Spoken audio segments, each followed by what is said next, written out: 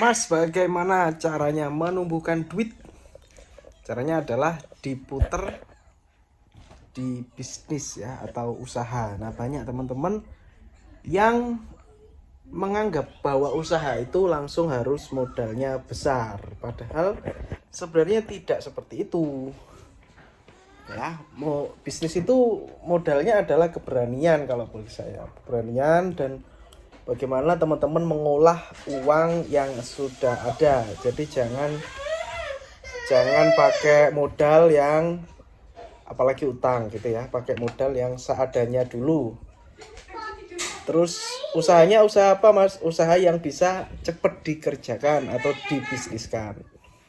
Nah, jadi harus istilahnya langsung mulai aja gitu ya. Kalau saya dulu prinsipnya saya mulai apa yang bisa saya kerjakan dulu gitu. Jadi saya tidak nunggu-nunggu momen, tidak kebanyakan bicara lah istilahnya, langsung aja melakukan usaha. Biasanya kebanyakan rencana-rencana nanti malah nggak mulai-mulai usahanya gitu kan. Mas, yang sebenarnya itu bisa mulai jadi nggak jadi mulai karena masih berpikir ya enaknya usaha apa ya, yang baik itu usaha yang gimana ya. Nah, biasanya kalau di awal itu biasanya rugi dulu nggak masalah ya, nanti belajar lagi ya. Kemampuan pengusaha itu tergantung dari jam terbangnya. Jadi kalau sering rugi itu biasanya nanti ketika untung langsung besar gitu. Jadi gimana ya, kalau kepingin untung besar itu nggak bisa cepet gitu ya, jadi sabar. Nah, kalau kepingin lama ya ditelateni dulu aja. Sementing jalan dulu aja. Ini pentingnya tuh di situ loh, actionnya itu loh. Banyak sing tanya itu pengen usaha apa, bingung usaha apa. Nah, sebenarnya bukan bingung bisnis, bukan usaha apa, tapi sebenarnya mana yang bisa cepat kamu mulai. Jadi kamu bisa lihat, kamu bisa survei usaha temenmu. Kalau misalkan yang bisa cepet jualan sosis Mas, ya wis jualan sosis aja. Pengen cepet misalkan jualan martabak Mas gitu, ya udah jualan martabak aja.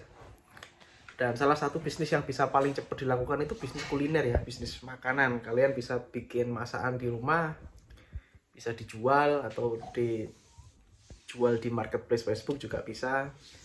Kalau saya mah 5.000, 10.000. Sempol ya, itu pentol bakar itu juga bisa, ceker pedes itu juga bisa ya. Jadi contoh-contohnya kayak gitulah yang bisa teman-teman lakukan.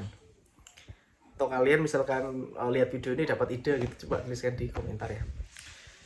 Jadi bisnis yang bagus adalah bisnis yang kamu paham seluk beluknya atau polanya di situ. Nah, pola itu harus bisa kita ketahui ketika kita udah melakukan. Kalau nggak action ya nggak tahu ya. Jadi pesan saya, jangan kebanyakan mikir, jangan kebanyakan rencana, mulailah dengan modal yang ada dan seadanya ya. Terus lakukan, nanti dapat hasilnya ya. Entah itu hasilnya rugi atau hasilnya untung, yang penting dapat hasilnya. Itu lebih baik daripada cuma rencana-rencana tok nggak mulai-mulai. Nah, oke. Yuk lanjut. Salam laris manis.